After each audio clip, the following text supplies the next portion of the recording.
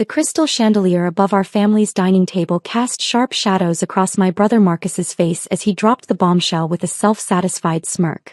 I'd come to Sunday dinner at my parents' estate expecting the usual condescension about my hobby investments.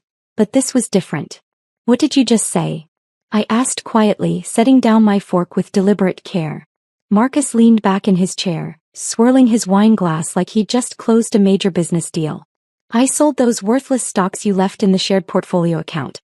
The one Dad set up for both of us years ago. Someone had to be the adult here." My mother dabbed her lips with a linen napkin, her diamond bracelet catching the light. "Honestly, Claire, you should thank your brother. He's always been better with money. Those penny stocks were just gathering dust." "They weren't penny stocks," I said evenly. "Whatever they were," Marcus interrupted, "they're gone now.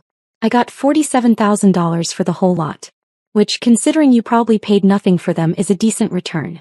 I'm putting the money into my restaurant expansion. At least one of us knows how to build real wealth."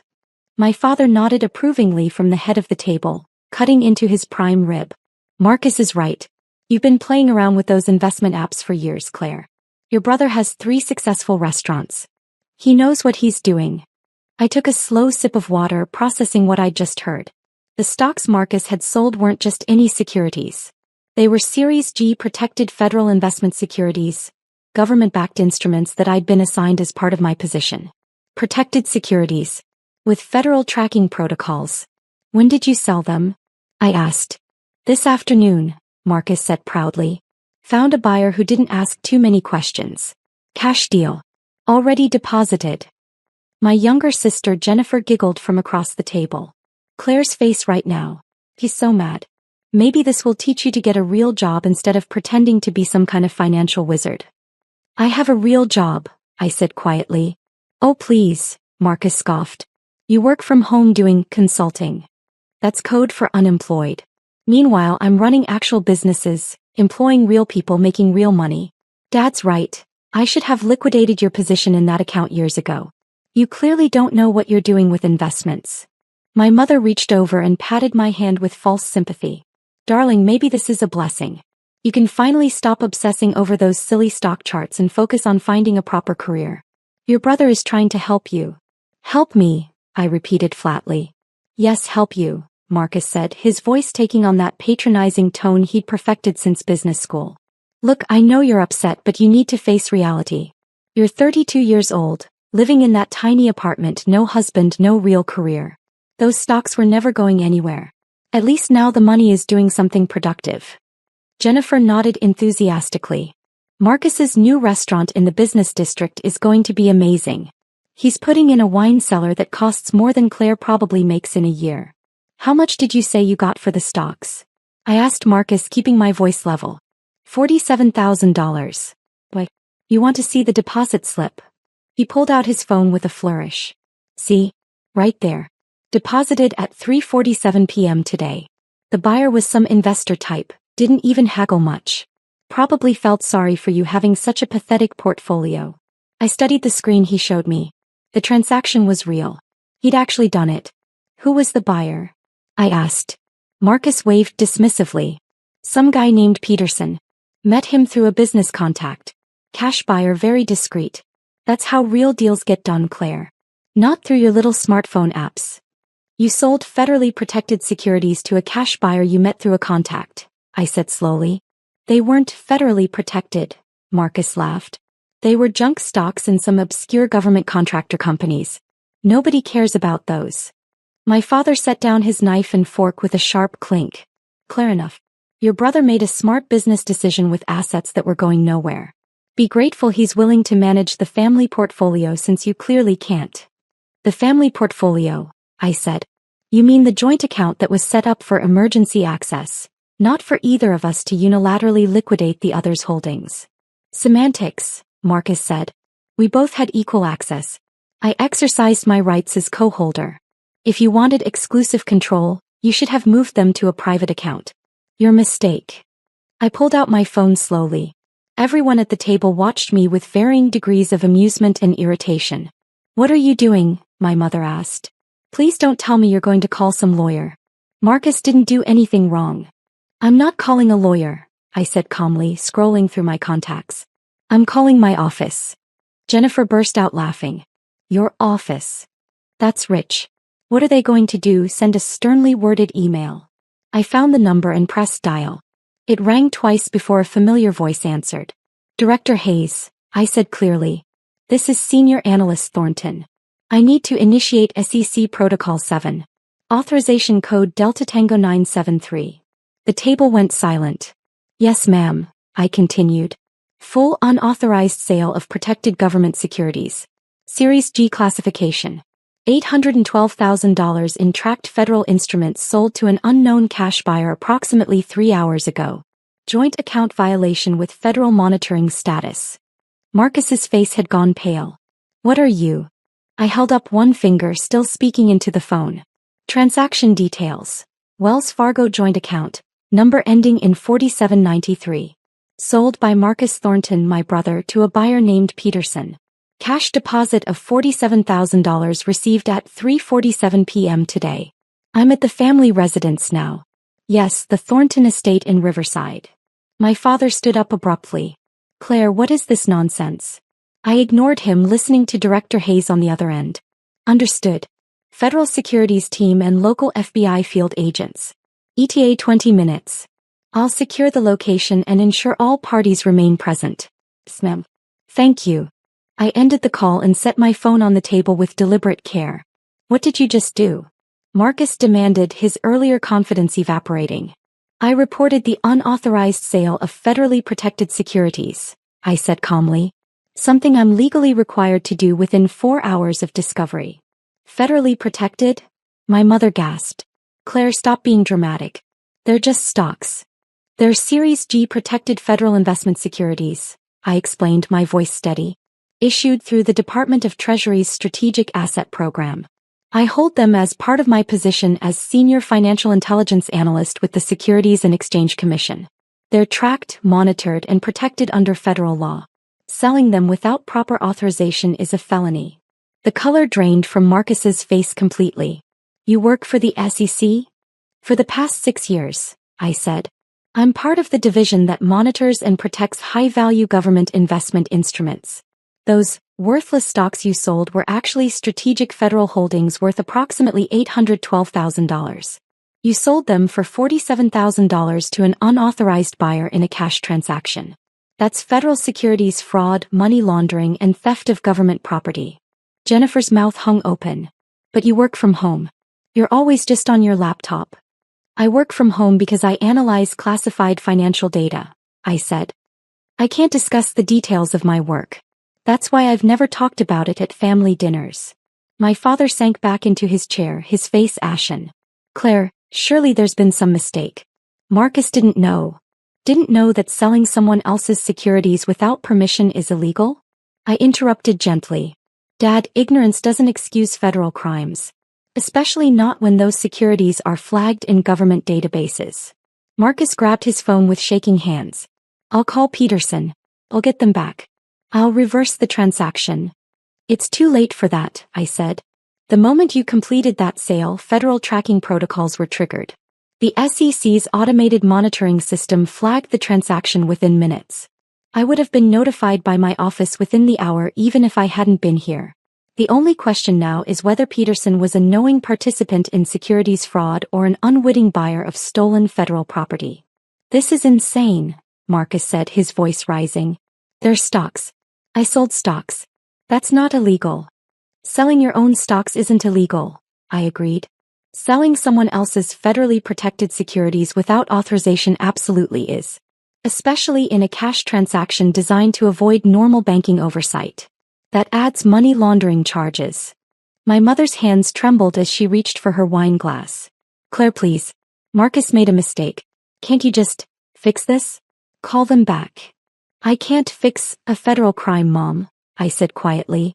Once Protocol 7 is initiated, it's out of my hands. The federal securities team has jurisdiction now. They'll need to interview everyone, secure all financial records, and trace the entire transaction chain. Everyone? Jennifer asked, her voice small. Everyone involved or who has knowledge of the transaction, I confirmed. That includes all of you since Marcus announced it at dinner. My father's lawyer instinct seemed to kick in. He'd been a corporate attorney before retirement.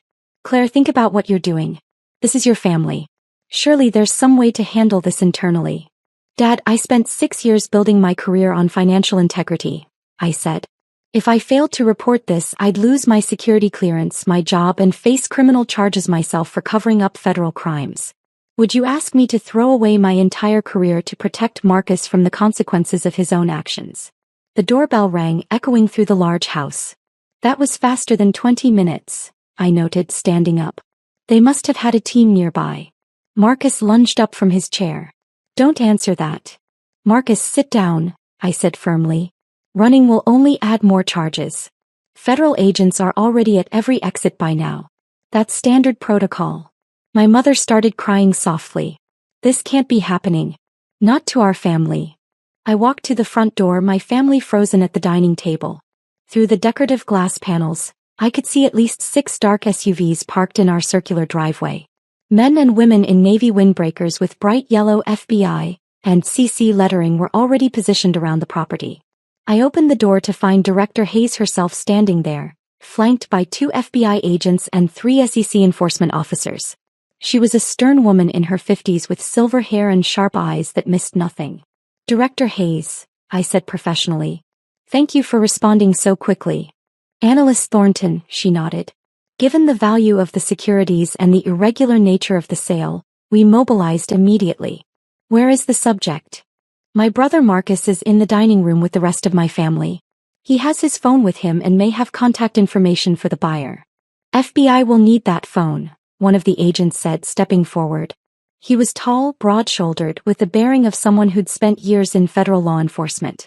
I'm Special Agent Rodriguez. This is Special Agent Chin. We'll be handling the criminal investigation while the SEC addresses the securities violations. Director Hayes gestured to the 3 SEC officers behind her. These are senior enforcement officers Williams, Jackson, and Park. They'll need to document all financial records related to the transaction. Of course, I said, stepping aside. Please come in. My family watched in stunned silence as the federal agents and SEC officers filed into our dining room. The elegant dinner party had transformed into a crime scene investigation in seconds. Special Agent Rodriguez approached the table, pulling out his badge. Marcus Thornton? Marcus nodded wordlessly, his face now greenish pale. I'm Special Agent Rodriguez with the FBI's Financial Crimes Division. I need you to remain seated and keep your hands visible. You're being detained for questioning regarding the unauthorized sale of federally protected securities. You have the right to remain silent. Anything you say can and will be used against you in a court of law. You have the right to an attorney. Wait, my mother cried. You're arresting him? He's being detained, Agent Chin clarified, moving to Marcus's side. If you could stand up slowly, Mr. Thornton, and place your hands behind your back. This is barbaric, my father shouted. He's not a criminal. Director Hayes stepped forward, her voice carrying authority that silenced the room. Mr. Thornton, your son sold $812,000 worth of government-protected securities for $47,000 in an unauthorized cash transaction. That's not a simple mistake, it's multiple federal felonies. The FBI is well within their rights to detain him. Officer Williams approached me with a tablet. Analyst Thornton, I need you to verify the securities in question. I took the tablet, scrolling through the list. These are correct. Series G instruments, all issued through the Strategic Asset Program between 2019 and 2024. Total verified value as of market close today, $812,340. And you had exclusive ownership? Williams asked. Yes. They were placed in a joint access account with my brother for emergency purposes only, but ownership was explicitly mine. All documentation is in my federal personnel file. Marcus was being handcuffed now, tears streaming down his face. Claire, please. I didn't know. I swear I didn't know. Sir, please stop talking, Agent Rodriguez advised. You really should wait for your attorney. Jennifer was sobbing openly. Claire, how can you let them do this to him? I met her eyes across the table. I'm not doing this to him, Jen. He did this to himself when he decided to steal and sell federal property. Officer Jackson was examining Marcus's phone, which Agent Chin had confiscated. Director Hayes, we have multiple messages here discussing the sale, including one to someone named Peterson confirming, cash only, no paper trail. That's going to be problematic for the defendant. My father's face went from pale to gray. Marcus, you didn't. I just wanted to avoid taxes. Marcus blurted out. Peterson said cash deals were cleaner, less government oversight. Mr. Thornton, stop talking, Agent Rodriguez ordered sharply. You're making this significantly worse. Director Hayes pulled out her own phone, stepping away to make a call. I could hear her speaking quietly. Yes, sir. We have the perpetrator in custody. The buyer's identity is confirmed as Jonathan Peterson. Running him through databases now. Given the deliberate structure to avoid oversight, we're looking at knowing securities fraud, not just negligent handling. Officer Park approached my parents. Mr. and Mrs. Thornton, I need to ask you some questions about your knowledge of these securities and the joint account structure. We didn't know anything, my mother insisted. We just thought Claire had some small investments. We had no idea they were government property. But you were present when your son announced he'd sold them? Park asked, typing notes on his tablet. Yes, but... And neither of you questioned the legality of him selling his sister's property without her consent? My father found his voice. We assumed the joint account meant joint ownership. That both our children had equal rights to manage the assets. Officer Park nodded, making notes. That's a common misconception, but it doesn't excuse facilitating the transaction by failing to question it. We're not facilitating anything, my father protested. Agent Chin returned from the foyer. Director Hayes, we have the financial forensics team pulling up now. They'll need access to all computers and financial records in the house. My mother gasped. You're searching our home? We have a warrant being processed as we speak, Agent Rodriguez confirmed. Given the nature of the crime and the possibility of additional unauthorized transactions, we need to examine all financial records. It's standard procedure in federal securities cases. Marcus was being led toward the door, still in handcuffs. Claire, he called desperately. Claire, please. I'll pay it back. I'll give you every penny. I stood up, meeting his eyes. Marcus, you can't pay back $812,000. You sold it for $47,000. Even if you could, it wouldn't matter. These weren't my personal stocks, they're federally protected instruments. You didn't just steal from me. You stole from the United States government. But I'm your brother, he said, his voice breaking. And I'm a federal analyst who swore an oath to uphold the law, I replied quietly. I couldn't protect you even if I wanted to. And honestly, Marcus, after years of you dismissing my career, mocking my work, and treating me like a failure, I don't want to. Agent Rodriguez guided Marcus out the front door. Through the windows, I could see him being placed in one of the SUVs. Director Hayes approached me, her expression professional but not unkind. Analyst Thornton, you'll need to come to the field office tomorrow to give a complete statement. This will likely be a complex case. I understand, ma'am, I said. I should tell you, she continued, lowering her voice slightly, that your handling of this situation was textbook perfect. You reported immediately, you didn't interfere with the suspect, and you secured the scene. Your performance review is going to reflect this very positively. Thank you, Director. She glanced at my stunned family. I know this isn't easy. Federal cases involving family members never are. My family made it easy, I said quietly. They've spent years telling me my work was worthless. Maybe now they'll understand what I actually do. Officer Williams approached with more questions about the account structure, the securities origin, and my security clearance level.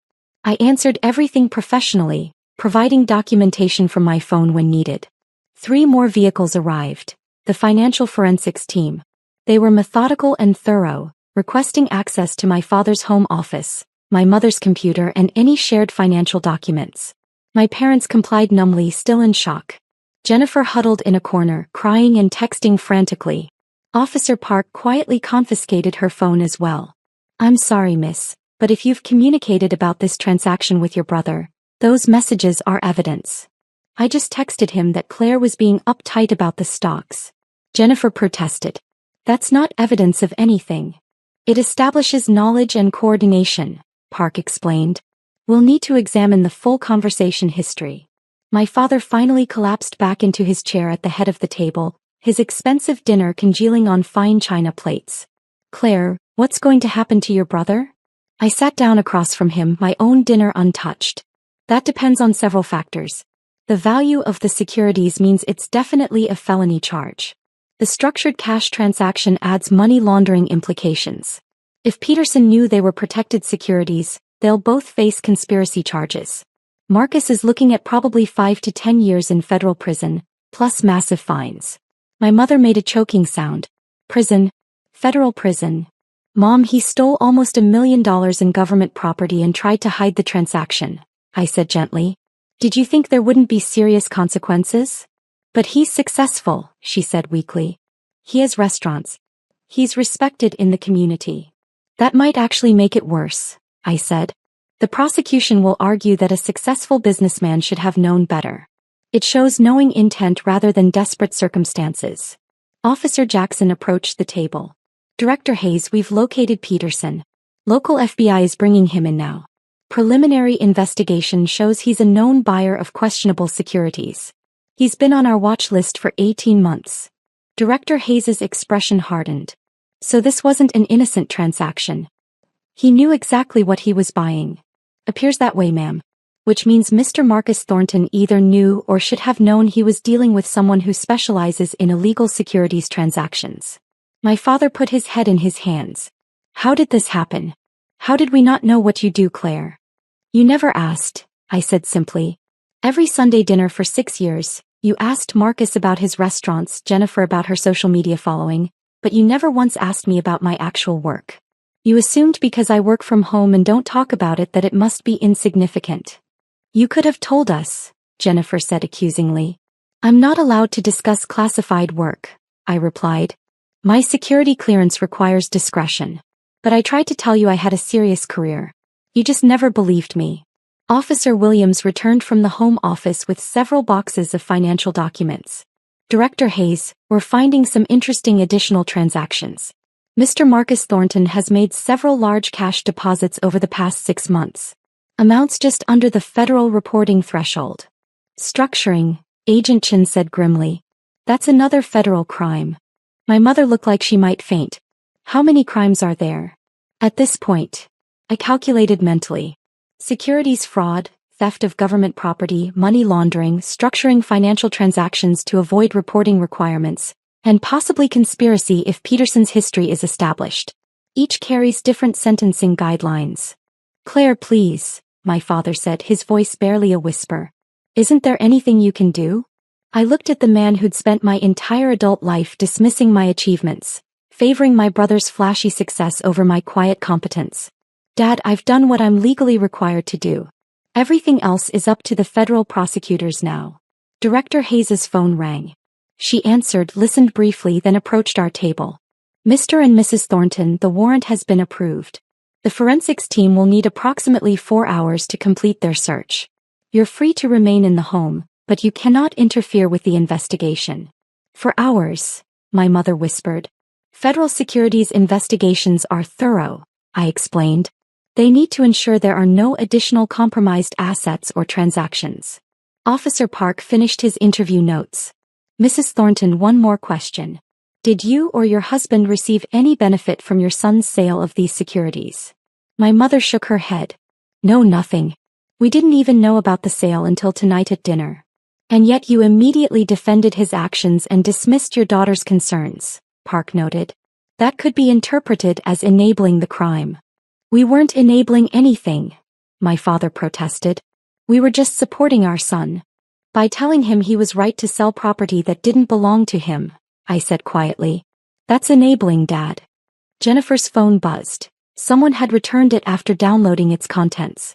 She stared at the screen, then looked up at me with wide eyes.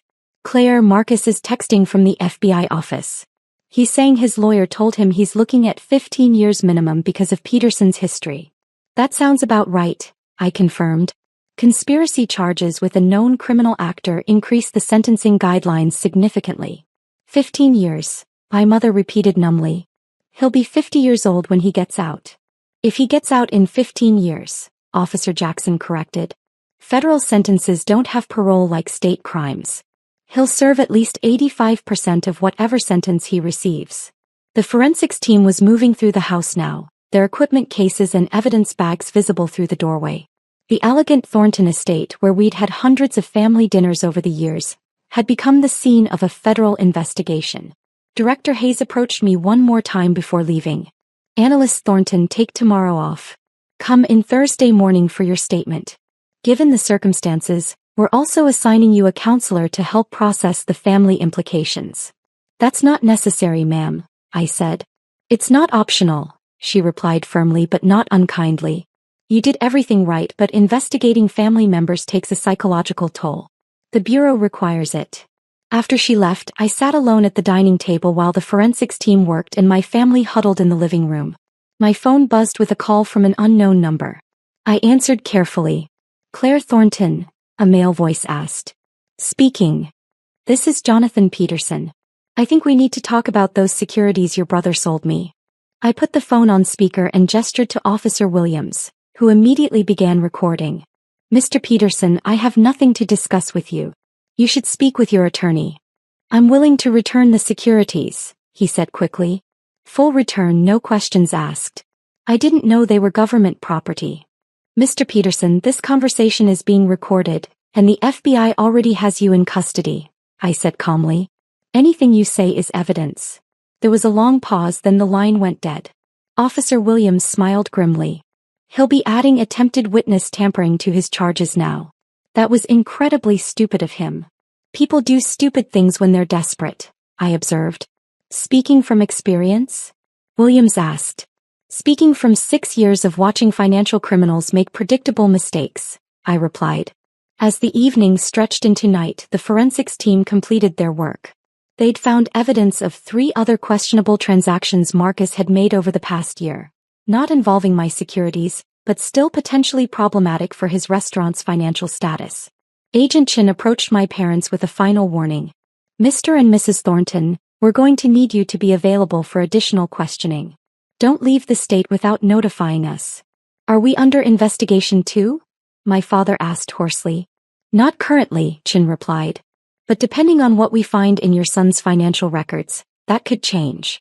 If any family money was used to facilitate his transactions or if there's evidence of structured gifting to avoid taxes, we'll need to expand the investigation." After the federal agents finally left, taking boxes of evidence and leaving behind business cards and case numbers, my family sat in stunned silence in their ransacked home office. I stood up, collecting my coat and bag. "You're leaving?" my mother asked incredulously. "After everything that just happened?" "Yes," I said simply. "I have work tomorrow. Despite what you've always thought, I have a very demanding career." "Claire, wait," my father said, his voice cracking. "We need to talk about this. About what we're going to do." "There's nothing to do," I replied. "Marcus committed federal crimes. The law will take its course. You should hire him the best criminal defense attorney you can afford, though I doubt it will help much given the evidence." "But you could talk to them," Jennifer pleaded. "Tell them it was a misunderstanding." I looked at my younger sister who'd spent years mocking my career on social media, posting about her boring sister who plays with stocks. "Jen, it wasn't a misunderstanding. Marcus deliberately sold protected federal securities in a structured cash transaction to a known criminal securities buyer. Even if I wanted to help, which I couldn't. The evidence is overwhelming." "So that's it?" my mother asked. "You're just going to let your brother go to prison?" "I'm not letting him do anything," I said quietly. "He made his choices. He spent years belittling my career, dismissing my work, and treating me like a family disappointment. Tonight, when he needed to understand that my work was real and important, he learned the hardest way possible." I walked toward the door, then paused. "For what it's worth, I did try to tell you, all of you. I tried to explain that my work mattered, that I had responsibilities, that I was building something meaningful. But you were so convinced that visible success was the only success that mattered. Marcus's restaurants, Jennifer's Instagram followers, Dad's retired partner status. You never looked beneath the surface to see what I actually did." "We didn't know," my father said weakly. "You didn't ask," I corrected. "There's a difference." I left them there in their elegant home, surrounded by evidence tags and FBI business cards, their perfect family dinner destroyed by federal crimes and broken trust. My phone buzzed as I drove home. A text from Director Hayes. "Peterson is cooperating. Full confession. He paid Marcus $47,000 knowing the securities were worth $812,000. They'll both face maximum sentences. Your brother's preliminary charges: securities fraud, theft of government property, money laundering, conspiracy and structuring. Total exposure: 12 to 20 years federal prison, $500,000 in fines, asset forfeiture of the 3 restaurants. Excellent work tonight. Analyst Thornton. I pulled into my tiny apartment parking lot, the 1-bedroom condo that my family had always mocked. It was small, yes, but it was mine. Paid for with my federal salary, my bonuses for excellent security analysis work, and my complete lack of need to impress anyone with flashy success. Inside, I changed into comfortable clothes and opened my laptop. My work email had 17 new messages, most marked classified. The same boring, worthless work my family had dismissed for 6 years. 3 days later, I sat in a federal prosecutor's office giving my official statement. Assistant U.S. Attorney Michelle Torres was handling the case personally. It was high-profile enough to warrant senior attention. Your brother's attorney is pushing for a plea deal, she told me. But given Peterson's confession and the evidence of deliberate structuring, we're not inclined to be generous. What are they offering? I asked. He wants to plead to negligent handling of securities in exchange for dropping the conspiracy and money laundering charges. Would result in probably 18 months minimum security and a $50,000 fine. And you're considering it? Torres smiled coldly. Not remotely. Your brother sold $812,000 in protected government securities to a known criminal for $47,000 in cash. That's not negligence. That's knowing participation in securities fraud. We're offering him one deal. Plead guilty to all charges, cooperate fully, and we'll recommend the lower end of sentencing guidelines. 12 years instead of 20. Will he take it? His attorney says he's still hoping for family intervention. Something about his sister working for the SEC and surely having influence. I shook my head. I'm a senior analyst, not a director. And even if I had influence, I wouldn't use it. My brother needs to face the consequences of his actions. Your family isn't happy with you, Torres observed. My family has never been happy with me, I replied. This is just the first time they've had a reason to admit it. The trial, when it happened 6 months later, was swift and devastating. Peterson had already pleaded guilty and testified against Marcus, confirming that Marcus had specifically sought out a cash buyer willing to avoid oversight. Text messages showed Marcus joking about screwing over his uptight sister, and finally making real money off her worthless portfolio. The jury deliberated for 3 hours before returning guilty verdicts on all counts. At sentencing, Marcus's attorney presented character witnesses, fellow restaurant owners, community leaders, even a city councilman who praised Marcus's business acumen. Then the prosecutor called me to make a victim impact statement.